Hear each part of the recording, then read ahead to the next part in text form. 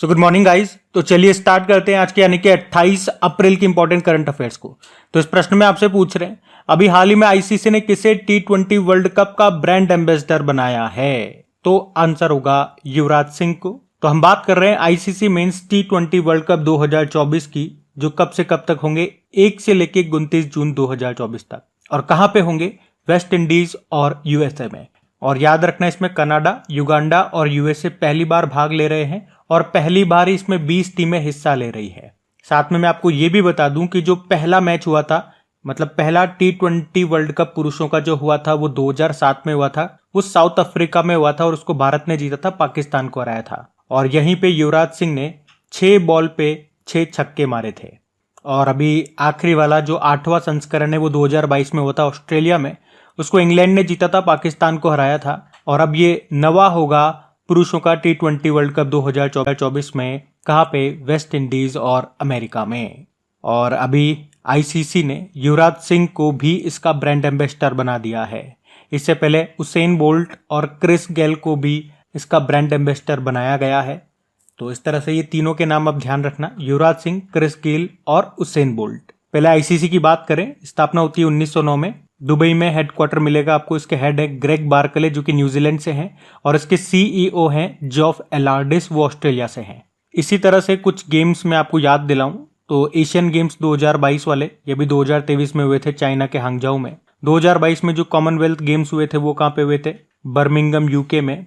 अभी जो summer Olympic होंगे 33वां संस्करण होगा 2024 में, कहाँ पे? पेरिस, फ्रांस में।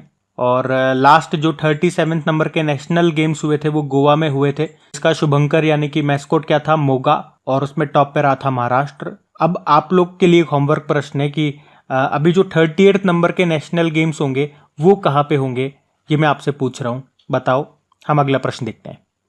फिर आपसे पूछ रहे हैं अभी हाल ही में भारत को G7 शिखर सम्मेलन 2024 के लिए आमंत्रित किया गया, इनवाइट किया गया। आपसे पूछ रहे हैं G7 समिट अभी होगा कहां पे 2024 में? तो आंसर होगा इटली में। तो G7 समिट की बात कर रहे हैं। लास्ट टाइम वाला तो आपको पता है 2023 वाला, ये जापान में हुआ था। और अभी 2024 में जो ये होगा ये कहां पे होगा? इटली। इटली इसे होस्ट कर रहा है। और अभी इटली के प्रधानमंत्री कौन है? जॉर्जिया मेलोनी है, ये तो आप सबको पता होगा। और अभी इन्होंने ही भारत के प्रधानमंत्री नरेंद्र मोदी को G7 समिट के लिए इनवाइट किया है। और भी कई देशों को इनवाइट किया है, तो भारत को इनवाइट किया उनमें, तो हमारे लिए इंपॉर्टेंट हो जाता है। और कब होगा ये समिट? 13 से लेके 15 जून 2024 तक। और सबसे इंपॉर्टेंट बात याद रखना, इस बार ये इसका कौन सा संस्करण है? 50वां एडिशन है। कहां पे? इटली में। इटली में अपूलिया के फसानो शहर में ये होगा। भारत आप जानते हो G7 का मेंबर नहीं है। G7 में वैसे ही 7 मेंबर आते हैं। कौन कौन से? और याद रखने की ट्रिक भी देखी थी हमने, गर्लफ्रेंड को जूस पिलाना है। तो G मतलब जर्मनी, F से फ्रांस, J से जापान, U से यूएसए, I से इटली, C से कनाडा और E से इंग्लैंड हो गया। यहाँ पे कुछ इंपॉर्टेंट समिट्स में आपको रिवाइज कराऊंगा, लेकिन पहले हम थोड़ा सा इटली के बारे में देखते हैं। कहां पर है इटली? ये रहा इटली। कैपिटल इसकी क्या होती है? रोम। यहाँ पे किसका हेडक्वार्टर मिलेगा? फूड एग्रीकल्चर ऑर्गेनाइजेशन का। प्रधानमंत्री हैं जॉर्जिया मेलोनी और प्रेसिडेंट हैं सर्जियो। अच्छा, इसके अलावा याद रखना माउंट एटना और माउंट विशुवियस ज्वालामुखी, ये आपको यहीं पे मिलेगा इटली में। अब ध्यान से देखना, ये जो मैं आपको लिस्ट बता रहा हूं ये मोस्ट इंपॉर्टेंट है। एक साथ सारी इंपॉर्टेंट जानकारियां यहां पे देने वाला हूं। जैसे कि एक तो ये अभी हमने क्वेश्चन में देख लिया, ये याद रखना G7 को कौन होस्ट कर रहा है 2024 में? तो इटली। 2023 में किसने किया था? तो जापान ने किया था। और G20 की अगर बात करते हैं तो लास्ट टाइम आपको पता है ये 2023 में भारत ने होस्ट किया था, लेकिन इस बार 2024 में होस्ट कर रहा है ब्राजील। अच्छा, G20 में लास्ट टाइम इसमें कौन शामिल हुआ था? तो अफ्रीकन यूनियन इसमें शामिल हुआ, जिसका मुख्यालय भी जरूर याद रखना एडिस अबाबा इथियोपिया में मिलेगा। उसी तरह से ब्रिक्स को इस बार होस्ट कर रहा है। वैसे तो अगर टेक्निकली चलते हैं रूल के हिसाब से तो ब्राजील को करना था, लेकिन ब्राजील नहीं कर रहा है। उसने कारण भी बताया था, क्योंकि वो G20 को होस्ट कर रहा है तो साथ में दो नहीं कर सकता, तो इसीलिए ब्राजील न इसे होस्ट करके रशिया इस बार इसको होस्ट कर रहा है। ब्राजील से एक और अच्छा प्रश्न बनता है आपका करंट अफेयर्स का कि अभी इसमें जो 6 देश इस बार 1 जनवरी 2024 को शामिल होने वाले थे, लेकिन हुए तो 5 ही थे। अर्जेंटीना नहीं हुआ था, है ना। 5 के नाम आपसे पूछे जा सकते हैं, तो याद रखना कौन कौन है वो? इजिप्ट, इथियोपिया, ईरान, सऊदी अरब और UAE।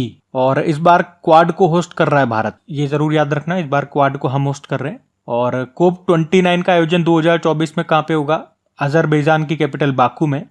लास्ट टाइम 2023 में कोप 28 का आयोजन यूनाइटेड अरब अमीरात में हुआ था, ये भी याद रखना। और आसियान समिट 2024 में कहाँ पे होगी? लाओस में। और लास्ट टाइम तो 2023 में इंडोनेशिया ने होस्ट किया था। अच्छा, आसियान का नवीनतम सदस्य देश कौन सा बना था? ईस्ट तिमोर बना था, ये भी ध्यान रखना। और शंघाई कोऑपरेशन ऑर्गेनाइजेशन को होस्ट कर रहा है कजाकिस्तान, ये मैं आपको ऑलरेडी बता चुका हूं। और शंघाई कोऑपरेशन ऑर्गेनाइजेशन का नवीनतम सदस्य देश कौन सा बना? ईरान बना है। अच्छा, न्यू डेवलपमेंट बैंक का नवीनतम सदस्य देश कौन सा बना था? इजिप्ट बना था, ये भी आप ध्यान में रखना। तो मैंने कहा था ना इंपॉर्टेंट लिस्ट है, इंपॉर्टेंट पॉइंट्स का रिवीजन कराऊंगा एक साथ आपको, तो ध्यान रखना ये। और सेशन अच्छा लग रहा है तो प्लीज वीडियो को लाइक जरूर करना, दोस्तों के साथ में स्टडी ग्रुप में एक बार शेयर जरूर करना। बाकी अगर वीडियो में अगर कोई स्टूडेंट पहली बार देख रहे हैं तो उनको बता रहा हूँ, ये जो भी प्रश्न पढ़ रहे हैं तो इनकी प्रैक्टिस के लिए आपको क्विज मिल जाएगी। कहाँ पे? क्रिक एग्जाम एप्लीकेशन में क्विज बिल्कुल फ्री है, जितने भी टेस्ट होते हैं वो सारे फ्री हैं, जाकर के लगाओ। पैनल वाली पीडीएफ भी आपको मिल जाएगी, वो भी फ्री ऑफ कॉस्ट में मिलेगी। तो क्रिक एग्जाम एप्लीकेशन को इंस्टॉल कर लीजिए, लिंक आपको नीचे डिस्क्रिप्शन बॉक्स में मिल जाएगा। नई वाली एप्लीकेशन है वो आपको इंस्टॉल करनी है, इसीलिए मैं लिंक के थ्रू जाने को बोल रहा हूँ, क्योंकि प्ले स्टोर पे अभी पुरानी वाली एप्लीकेशन भी है। जो नए स्टूडेंट होंगे उनको पता नहीं होगा कौन सी नई कौन सी पुरानी है, इसलिए आप लिंक के थ्रू जाओ। एक बार वहां से पुरानी वाली एप्लीकेशन हट जाए उसके बाद फिर दिक्कत नहीं है। तो फिर चलो बढ़ते हैं अभी आगे। फिर आपसे पूछ रहे हैं कि भारतीय ऐतिहासिक अभिलेख आयोग का नया आदर्श वाक्य क्या है? तो आंसर होगा यत्र इतिहासम भविष्ययाम संरक्षितः। तो अभी भारतीय ऐतिहासिक अभिलेख आयोग यानी कि इंडियन हिस्टोरिकल रिकॉर्ड्स कमीशन ने अभी अपना नया लोगो और नया मोटो यानी कि आदर्श वाक्य लॉन्च किया है। ये संस्कृत में है और इसका अर्थ क्या होता है? जहां इतिहास भविष्य के लिए संरक्षित है। अच्छा, ये जो आयोग की हम बात कर रहे हैं ये काम क्या करता है? तो भारत में जितने भी हिस्टोरिकल रिकॉर्ड्स हैं उनको मैनेज, उनके प्रबंधन का काम करता है, उनपे अनुसंधान यानी कि रिसर्च का ये काम करता है। इसकी स्थापना की बात करें तो 1919 में होती है, नई दिल्ली में मुख्यालय है और ये हमारे संस्कृति मंत्रालय के अंतर्गत कार्य करती है। अच्छा, डीआरडीओ का मोटो मैं आपको कई बार बताता हूँ, डीआरडीओ का, इसरो का। तो डीआरडीओ का मोटो होता है बलस्य मूलम विज्ञानम और इसरो का होता है space technology is in service of human kind. याद रखना, डीआरडीओ का एक बार पूछा जा चुका है एग्जाम में। अगला प्रश्न देखते हैं। फिर आपसे पूछ रहे हैं कि अरामको कंपनी 2027 तक फीफा के प्रमुख फुटबॉल टूर्नामेंट को प्रायोजित करेगी यानी कि स्पॉन्सर करेगी। तो ये जो कंपनी है अरामको, ये किस देश में है ये पूछ रहे हैं। तो आंसर होगा सऊदी अरब में। तो सऊदी अरामको इसका पूरा नाम है। ये सऊदी अरब की एक तेल कंपनी है, ऑयल कंपनी है। भाई ये अरब देशों में है ही क्या, सऊदी अरब वगैरह में तेल ही तो निकलता है, तो तेल कंपनी है। और इसका स्वामित्व सऊदी अरब सरकार के पास है। आप कह सकते हो ये दुनिया की सबसे बड़ी तेल उत्पादक कंपनी है। और अभी इसी ने फीफा के साथ समझौता किया है कि ये 2027 तक फीफा के सभी टूर्नामेंट्स को स्पॉन्सर करेगा। आपको पता है 2026 वाले फीफा वर्ल्ड कप ये 22वां संस्करण होगा और ये 3 देशों में होंगे, मैक्सिको, कनाडा और अमेरिका में। लास्ट वाला 2022 में हुआ था 21वां संस्करण, वो कतर में हुआ था, जिसका शुभंकर मैस्कोट था लाइव। उसको जीता था अर्जेंटीना ने, फ्रांस को हराया था। अच्छा, इसके अलावा मैं आपको ये भी बता दूं कि 2034 में यानी कि 24 नंबर का जो एडिशन होगा फीफा वर्ल्ड कप का 2034 में, उसको होस्ट यही कर रहा है सऊदी अरब, क्योंकि बोली लगाने वाला ये इकलौता देश था, तो इसी को मिल गई है होस्टिंग करने की अनुमति। और ये भी ध्यान में रखना कि 2034 में ही 2034 में ही एशियन गेम्स का 22वां संस्करण होगा, वो भी सऊदी अरब में होगा, सऊदी अरब की कैपिटल रियाद में। अब आप पूछोगे कि 2026 वाला तो बता दिया आपने, ये 3 देशों में होगा, 2034 वाला भी बता दिया, भाई 4-4 साल में होते हैं ना, तो 2030 वाला कहाँ पे होगा, जो कि इसका 23वां संस्करण होगा फीफा वर्ल्ड कप का। तो ये बताया जा रहा है ये 6 देशों में होगा। कौन कौन से? स्पेन, पुर्तगाल, मोरक्को, अर्जेंटीना, पराग्वे और उरुग्वे। इस तरह से ये 3 कॉन्टिनेंट में खेला जाएगा, 6 देशों में। देखो फीफा की पहले बात करते हैं। ये पूरे विश्व में फुटबॉल को रेगुलेट करने वाली बॉडी है फीफा। तो स्थापना होती है 1904 में, हेडक्वार्टर ज्यूरिख स्विट्जरलैंड में है और प्रेसिडेंट है ज्ञानी इन्फिनिटो। अच्छा, मैं आपको ये बता दूं कि अभी 2024 में ही संतोष ट्रॉफी के बारे में हमने पढ़ा था और इसको जीता किसने, ये ध्यान रखना, सर्विसेज ने जीता गोवा को हरा करके। और अभी फीफा फुटबॉल अवार्ड्स 2024 में दिए गए थे 2023 के लिए। तो इसमें men's player of the year याद रखना लियोनेल मेसी को चुना गया, जो कि अर्जेंटीना के हैं। और women's player of the year चुना गया था एटना बोनमाटी को, वैसे तो ये बार्सिलोना से हैं, लेकिन स्पेनिश टीम के लिए खेलती हैं। और अभी BBC sports personality of the year 2023 का खिताब मिला था मैरी एयरप्स को। ये इंग्लैंड की गोलकीपर है। और पूछूं अभी बैलन डी'ओर पुरस्कार किसे मिला था, तो पुरुषों में तो मिला था लियोनेल मेसी को और महिलाओं में एटना बोनमाटी को। वहीं फुटबॉल से संबंधित कुछ कप्स एंड ट्रॉफीज की बात करें तो रोवर्स कप हो गया, संतोष ट्रॉफी हो गया, Subroto cup, Durand cup, Ashutosh cup, Merdeka cup, इन सब का संबंध फुटबॉल से है। एक फुटबॉल टीम में कितने प्लेयर होते हैं? 11 प्लेयर होते हैं। तो ध्यान रखना। ये अगला प्रश्न देखते हैं। फिर आपसे पूछ रहे हैं बवेरियन इंटरनेशनल टेनिस चैंपियनशिप का युगल खिताब जीतने वाले पहले भारतीय कौन है? तो आंसर होगा यूकी भांबरी। तो इसे आप कहेंगे BMW यानी कि बवेरियन इंटरनेशनल टेनिस चैंपियनशिप 2024, जो कहां पे हुआ? म्यूनिक जर्मनी में। और इसमें मेंस डबल टाइटल की मैं बात कर रहा हूं क्योंकि हमारे लिए ये सबसे ज्यादा इंपॉर्टेंट है, क्योंकि इसमें एक भारतीय विजेता रहे। कौन? यूकी भांबरी। अब मेंस डबल है तो 2 पुरुषों ने खेला इसे, एक तो ये यूकी भांबरी हो गए और इनके साथी हैं अल्बानो जो कि फ्रांस से हैं। और इस तरह से ये पहले भारतीय बन गए जिन्होंने ये चैंपियनशिप जीती है। तो इसीलिए मैंने कहा प्रश्न इंपॉर्टेंट हो जाता है। अच्छा, इसी तरह से एक जोड़ी आपको पता होगा, रोहन बोपन्ना और उनके साथियों मैथ्यू एब्डेन की जोड़ी जो कि ऑस्ट्रेलिया से है। इन्होंने भी ऑस्ट्रेलियन ओपन 2024 में मेंस डबल का टाइटल जीता था, पढ़ा है हमने। और इस तरह से आप कह सकते हो कि ग्रैंड स्लैम जीतने वाले ये सबसे उम्र दराज प्लेयर भी बन गए विश्व में, रोहन बोपन्ना। अच्छा, एक जोड़ी आपको और याद होगा, ये वैसे बैडमिंटन की जोड़ी है, मैं बता रहा हूँ, सात्विक साईराज और चिराग शेट्टी की जोड़ी। क्यों इंपॉर्टेंट है? मेजर ध्यानचंद पुरस्कार इनको मिला अभी 2023 में। तो बैडमिंटन की जोड़ी है, ये जरूर याद रखना। इसी तरह से साई प्रणीत का नाम भी याद रखना, बैडमिंटन से संबंध है इनका, इन्होंने भी संन्यास ले लिया। एक डी गुकेश का नाम याद होगा आपको, ये आप कह सकते हो भारत के सबसे युवा ग्रैंड मास्टर हैं। अभी इन्होंने क्या कारनामा किया, अभी एक कैंडिडेट नाम से चैंपियनशिप हुई थी, कैंडिडेट चैंपियनशिप, और उसको जीतने वाले ये पहले भारतीय बने थे। और यूं कह सकते हो इस चैंपियनशिप को जीतने वाले सबसे युवा भी यही है, डी गुकेश इनका नाम है। तो ये सारी जानकारियां ध्यान में रखना। अगला प्रश्न देखते हैं।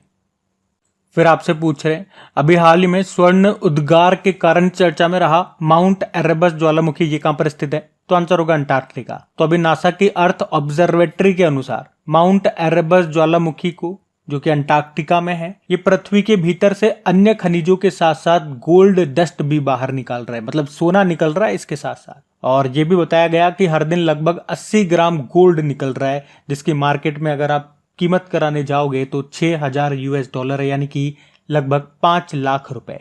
तो माउंट एरेबस की बात करें जो कि सोना उगल रहा है, सोना उगले उगले हीरे मोती, माउंट एरेबस ये अंटार्कटिका में है। किस द्वीप पर है? रॉस द्वीप पर है। याद रखना ये अंटार्कटिका का सबसे ऊंचा सक्रिय ज्वालामुखी है। और अंटार्कटिका बात करें इसकी सबसे ऊंची पर्वत चोटी कौन सी है? तो माउंट विंसन मैसिव है, ये भी ध्यान में रखना। अच्छा, ज्वालामुखी की बात है, कुछ इंपॉर्टेंट क्वेश्चन मैं आपको रिवाइज करा रहा हूं, ध्यान से सुनना, सारे के सारे इंपॉर्टेंट है। ज्वालामुखी से संबंधित, वॉल्केनो से संबंधित, इसमें कई प्रश्न आपके एग्जाम में रिपीट हुए हैं, तो ध्यान से सुनना। जैसे कि याद रखना विश्व का सबसे ऊंचा सक्रिय ज्वालामुखी ये माउंट कोटोपेक्स को कहा जाता है, इक्वेडोर में मिलेगा। बताओ कौन सा वो सा महाद्वीप है, कौन सा कॉन्टिनेंट है जहां पे एक भी ज्वालामुखी नहीं है? तो वो ऑस्ट्रेलिया आंसर होगा। भूमध्य सागर, मेडिटेरियन सीज का प्रकाश स्तंभ, लाइट हाउस किसे कहा जाता है? स्ट्राम्बोली ज्वालामुखी को कहा जाता है, जो आपको मिलेगा इटली में लिपारी द्वीप पर मिलेगा, ये जरूर ध्यान में रखना। और वैसे इटली में एटना ज्वालामुखी मैंने आपको बताया, सिसिली द्वीप पर मिलेगा, विशुवियस ज्वालामुखी भी आपको यहीं पे मिलेगा। अच्छा, भारत में एकमात्र सक्रिय ज्वालामुखी एक्टिव वोल्केनो ये बैरन द्वीप पर बैरन ज्वालामुखी है, अंडमान निकोबार में मिलेगा। किलायू ज्वालामुखी हो गया, मोनालोआ ज्वालामुखी हो गया, ये आपको अमेरिका में मिलेगा, हवाई द्वीप पर। एक क्राकातोआ ज्वालामुखी आपने सुना होगा, mount Merapi, mount Sinabung, Semeru ज्वालामुखी, ये सब आपको इंडोनेशिया में मिलेंगे। अच्छा, ये बड़ा इंपॉर्टेंट प्रश्न है कि ज्वालामुखी में सबसे ज्यादा कौन सी गैस निकलती है? तो जल वाष्प, वाटर वेपर आंसर होगा। और रिंग ऑफ फायर ये किस महासागर में स्थित है? आप सबको पता है, प्रशांत महासागर, पैसिफिक ओशियन। और पृथ्वी का सुरक्षा वॉल्व किसे कहते हैं? ये प्रश्न भी एग्जाम में आ चुका है, तो ये कहा जाता है वोल्केनो को, ज्वालामुखी को। तो ध्यान रखना ये सारे। अगला प्रश्न देखते हैं।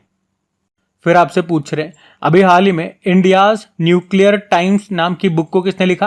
तो आंसर होगा सौम्या अवस्थी और शर्बना बरुआ ने। तो सौम्या अवस्थी और शर्बना बरुआ ने मिलकर के ये बुक लिखी है जिसका नाम है इंडियाज न्यूक्लियर टाइम्स। तो इस बुक में होमी जहांगीर बाबा, विक्रम साराभाई, अब्दुल कलाम और के सुब्रमण्यम जैसे प्रसिद्ध हस्तियों के द्वारा निभाई गई महत्वपूर्ण भूमिकाओं के बारे में इसमें बताया गया है। और अभी इस बुक की एक कॉपी हमारे जो विदेश मंत्री हैं सुब्रमण्यम जयशंकर जी, उनको भी सौंपी गई है। अच्छा, यहाँ पे एक काम करता हूँ, जो भारत के महत्वपूर्ण न्यूक्लियर पावर प्लांट्स है ना, उनके बारे में हम बात करते हैं। कहाँ पर है, कौन सा, जैसे कि काकरापार न्यूक्लियर पावर प्लांट, ये आपको गुजरात में मिलेगा। कलपक्कम न्यूक्लियर पावर प्लांट आपको तमिलनाडु में मिलेगा, और तमिलनाडु में ही कुडनकुलम न्यूक्लियर पावर प्लांट भी है। नारोरा nuclear power plant Uttar Pradesh में है। केगा न्यूक्लियर पावर प्लांट कर्नाटक में मिलेगा। तारापुर न्यूक्लियर पावर प्लांट आपको महाराष्ट्र में मिलेगा। और RAPP राउतबाटा एटॉमिक पावर प्लांट ये आपको मिलेगा राजस्थान में। और अगर मैं आपसे पूछूं कि उत्तर भारत का पहला परमाणु संयंत्र ये कहाँ पे बना, तो आंसर होगा हरियाणा में, हरियाणा के गोरखपुर में। और याद रखना, नासा इसने कहा कि 2027 तक ये न्यूक्लियर संचालित यानी कि परमाणु संचालित रॉकेट का परीक्षण भी करेगा। मतलब अभी जो रॉकेट जाते हैं ना, उसमें ये न्यूक्लियर फ्यूल का इस्तेमाल करेगा ताकि रॉकेट बहुत तेजी से जाए, बहुत जल्दी जाए। और इस प्रोजेक्ट का नाम भी रखा है ड्राको इसने नाम रखा है। ये प्रश्न हमने पढ़ा था, तो मैंने आपको यहाँ पे रिवाइज करा दिया, आपको याद आ गया होगा। तो अभी हम अगला प्रश्न देखते हैं। फिर आपसे पूछ रहे हैं, अभी हाल ही में विश्व पशु चिकित्सा दिवस कब मनाया गया, तो आंसर होगा 27 अप्रैल को। तो इस बार 27 अप्रैल को ये वर्ल्ड वेटरनरी डे के रूप में मना रहे हैं, यानी कि विश्व पशु चिकित्सा दिवस। एक्चुअली में अप्रैल के लास्ट सैटरडे को ये मनाया जाता है, तो इस बार ये 27 अप्रैल को पड़ा, तो हम 27 अप्रैल को मना रहे हैं। थीम भी है पशु चिकित्सक आवश्यक स्वास्थ्य कार्यकर्ता है। अच्छा, पशुओं से संबंधित तो एक सबसे इंपॉर्टेंट डे आपका आता है, जिसे आप कहते हो वर्ल्ड वाइल्ड लाइफ डे, विश्व वन्य जीव दिवस। ये हम 3 मार्च को मनाते हैं, याद रखना। चलो, इंपॉर्टेंट डे वाला प्रश्न है, तो अप्रैल के सारे इंपॉर्टेंट डे मैं आपको रिवाइज कर रहा हूं। जैसे कि 1 अप्रैल को उत्कल दिवस मनाया था, 2 अप्रैल को वर्ल्ड ऑटिज्म अवेयरनेस डे, 4 अप्रैल को खदान जागरूकता दिवस, 5 अप्रैल को अंतर्राष्ट्रीय अंतरात्मा दिवस, 5 अप्रैल को राष्ट्र समुद्री दिवस भी होता है, 6 अप्रैल को अंतर्राष्ट्रीय खेल दिवस, राष्ट्र हस्त निर्मित दिवस और नेशनल लाइब्रेरी डे, 7 अप्रैल को वर्ल्ड हेल्थ डे, 10 अप्रैल को वर्ल्ड होम्योपैथी डे, 11 अप्रैल को राष्ट्र सुरक्षित मातृत्व दिवस और वर्ल्ड पार्किंसन डे, 12 अप्रैल को मानव अंतरिक्ष उड़ान का अंतर्राष्ट्रीय दिवस यानी कि international day of human space flight, फिर 14 अप्रैल को विश्व चगास रोग दिवस और वर्ल्ड क्वांटम डे, और BR अम्बेडकर जी की भी जयंती होती है और उस दिन को हम इक्वलिटी डे के रूप में मनाते हैं। 15 अप्रैल को वर्ल्ड आर्ट्स डे कला दिवस, 17 अप्रैल को वर्ल्ड हीमोफीलिया डे, 18 अप्रैल को वर्ल्ड हेरिटेज डे, 19 अप्रैल को वर्ल्ड लीवर डे, 21 अप्रैल को एक तो नेशनल सिविल सर्विस डे और विश्व रचनात्मक और नवाचार दिवस यानी कि क्रिएटिविटी एंड इनोवेशन डे, 22 अप्रैल को वर्ल्ड अर्थ डे, 23 अप्रैल को world book and copyright day, 24 अप्रैल को राष्ट्रीय पंचायती राज दिवस और 25 अप्रैल को वर्ल्ड मलेरिया डे, और अभी 26 अप्रैल को विश्व बौद्धिक संपदा दिवस के रूप में मनाया था। तो ये अभी तक अप्रैल के इंपॉर्टेंट डेज, इनको ध्यान में रखना। और इतनी बार हम रिपीट कर चुके हैं, मैं आपको रिवाइज करा चुका हूं, अब ये चीजें आपको याद होने लगी होगी। आपको लगता होगा यार ये तो याद है, हाँ ये तो याद हो चुका है, होगा ही ना, इतनी बार हम रिपीटेशन करते हैं चीजों का। और जितनी बार आप अपने कंटेंट का रिविजन करोगे उतनी चीजें आपको याद रहेंगी। अभी अगला प्रश्न देखते हैं। फिर आपसे पूछ रहे हैं, अभी हाल ही में साउथ कोरिया का एक सैटेलाइट है जिसका नाम है नियोनसेट-1, और एक नासा का सोलर सेलिंग तकनीक है ACS-3, इसको अभी किसने लॉन्च किया पूछ रहे हैं, तो आंसर होगा रॉकेट लैब ने। रॉकेट लैब ये अमेरिका की ही एक कंपनी है, और अभी इसी ने एक तो साउथ कोरिया के सैटेलाइट जिसका नाम नियोनसेट-1 है, ये एक तरह का अर्थ ऑब्जर्वेटरी सैटेलाइट है, इसको लॉन्च किया है। और नासा के ACS-3 इसका मतलब हो गया advanced composite solar cell system. तो अभी इन दोनों को लॉन्च किया है रॉकेट लैब ने। किस लॉन्च व्हीकल से या किस रॉकेट से, तो उसका नाम है इलेक्ट्रॉन। और कहां से लॉन्च किया ये पूछें तो न्यूजीलैंड से लॉन्च किया है। तो ये फैक्ट है, ये ध्यान में रखना। अच्छा, एक प्राइवेट कंपनी आपको याद होगा चंद्रमा पे पहुंचने वाली पहली कंपनी बन गई, और चंद्रमा पे भी वो साउथ पोल पे लैंड करी है। उस कंपनी का नाम जरूर याद रखना, इंट्यूटिव उसका नाम है, अमेरिकी कंपनी है। और उसका लैंडर जो वहां पे पहुंचा है उसका नाम ओडिसियस है। वैसे आप जानते हो साउथ पोल पे, चंद्रमा के साउथ पोल पे लैंड करने वाला, सफल लैंडिंग करने वाला पहला देश दुनिया का ये भारत है। वैसे चांद पे पहुंचने वाले देशों में बात करेंगे तो भारत चौथा है, 5वां अभी जापान भी बन चुका है, लेकिन साउथ पोल पे अगर बात कर रहे हैं तो भारत दुनिया का पहला है। कौन सा मिशन था हमारा? चंद्रयान-3। कब पहुंचा था? 23 अगस्त को, इसीलिए तो हम नेशनल स्पेस डे मना रहे हैं 23 अगस्त को। तो ध्यान रखना ये। अगला प्रश्न देखते हैं। फिर आपसे क्या पूछ रहे हैं, कि अभी वित्त वर्ष 2024 में भारत का फार्मास्यूटिकल निर्यात ये कितने प्रतिशत बढ़ा है? तो आंसर होगा 9.6%। तो वित्त वर्ष 2023-24 के दौरान वैसे तो भारत का जो कुल निर्यात है, टोटल एक्सपोर्ट है, उसमें 3% की गिरावट देखी गई है। टोटल एक्सपोर्ट में हम बात कर रहे हैं, लेकिन अगर इंडिविजुअल जाते हैं अलग अलग सेक्टर में, जैसे कि फार्मास्यूटिकल एक्सपोर्ट की यहाँ पे बात हुई है, तो फार्मास्यूटिकल निर्यात की बात कर रहे हैं तो इसमें लगभग 10% या एग्जैक्ट मैंने आपको बताया डेटा 9.6% की बढ़ोतरी देखी गई है। और कितने रुपए का एक्सपोर्ट हुआ ये बात करेंगे तो 28 बिलियन डॉलर का ये एक्सपोर्ट रहा है। फार्मास्यूटिकल उत्पादों की बात कर रहे हैं। फार्मास्यूटिकल मतलब समझते हो ना, गोली दवाइयों की बात कर रही जा रही है। और फार्मेसी में हमने सबसे ज्यादा एक्सपोर्ट किसे किया? अमेरिका को किया। अच्छा, इसी तरह का एक प्रश्न कुछ दिन पहले हमने पढ़ा था कि वित्त वर्ष 2023-24 के दौरान ही भारत के किस राज्य से सबसे ज्यादा इलेक्ट्रॉनिक्स उत्पादों का निर्यात देखा गया? तो आंसर होगा तमिलनाडु से। वैसे अगर प्रश्न ऐसे पूछ लें कि भारत के किस राज्य से सबसे ज्यादा एक्सपोर्ट हुआ है, तो फिर आंसर हो जाएगा गुजरात। तो प्रश्न पूछने का तरीका अलग अलग है, वो क्या प्रश्न पूछ रहा है ये थोड़ा सा ध्यान देना पड़ेगा। तो ये था आज का हमारा सेशन। कमेंट करके जरूर बताइएगा सेशन आपको कैसा लगा। वीडियो को अभी तक आपने लाइक नहीं किया तो प्लीज वीडियो को लाइक जरूर कर देना। फिर से याद दिला रहा हूँ, सेशन एंड हो चुका है। और दोस्तों के साथ में, यारों के साथ में एक बार वीडियो को शेयर जरूर करना अपने स्टडी ग्रुप में एक बार। बाकी क्विज लगाओ जाकर के मस्ती से। सुबह सुबह ही आपको क्विज मिल जाती है और PDF आपको शाम तक मिल जाती है, और वो भी बिल्कुल फ्री में। तो चलो अभी कल के करंट अफेयर्स का मैं आपको क्विक रिवीजन करा दूं, फिर हम सेशन एंड करेंगे। तो पहला प्रश्न आपसे क्या पूछा था? विश्व बौद्धिक संपदा दिवस मनाया हमने 26 अप्रैल को। फिर पूछा एक्सिस बैंक के MD CEO बन गए अमिताभ चौधरी। फिर पूछा सुधीर कक्कड़ का निधन हो गया, इन्हें किसका जनक कहा जाता है? Father of Indian psycho analysis, मतलब मनोविश्लेषण का जनक। फिर पूछा था विश्व टीकाकरण सप्ताह 2024 हमने मनाया नहीं, ये पूछे थीम क्या है? तो आंसर होगा humanly possible immunisation for all. मनाते तो अप्रैल के आखिरी वीक को है, यानी कि 24 से लेकर 30 अप्रैल तक। फिर पूछा था ऑस्ट्रेलियाई फर्म है कंपेयर द मार्केट AU, इसके अध्ययन के अनुसार दुनिया का सबसे सस्ता पासपोर्ट कौन सा है? तो UAE का। फिर आपसे पूछा था कि अभी भारतीय वायुसेना ने रॉक्स नाम से एक बैलिस्टिक मिसाइल, इसका अभी परीक्षण किया कहाँ पे? अंडमान निकोबार में। फिर पूछा 26वीं विश्व ऊर्जा कांग्रेस का आयोजन कहाँ पे किया गया? नीदरलैंड में। फिर पूछा भारतीय कुश्ती महासंघ के एथलीट आयोग का अध्यक्ष किसे चुना गया? नरसिंह यादव को। फिर पूछा अभी RBI ने किस बैंक पे ऑनलाइन ग्राहक जोड़ने पर प्रतिबंध लगाया? कोटक महिंद्रा बैंक। और आखिरी प्रश्न था कि सतलुज जल विद्युत निगम ने देश के पहले बहुउद्देशीय ग्रीन हाउस प्रोजेक्ट का उद्घाटन ये कहाँ पे किया? तो आंसर होगा हिमाचल प्रदेश। तो चलो अभी कल का होमवर्क प्रश्न भी देखते हैं और सेशन एंड करते हैं। तो कल के वीडियो में आपसे पूछा था कि 33वें सरस्वती सम्मान से किसे सम्मानित किया गया? तो आंसर होगा प्रभा वर्मा को, उनके उपन्यास रौद्र सात्विकम के लिए। आप सभी ने प्रश्न का बिल्कुल सही उत्तर दिया। अब ये आज का आपका होमवर्क प्रश्न।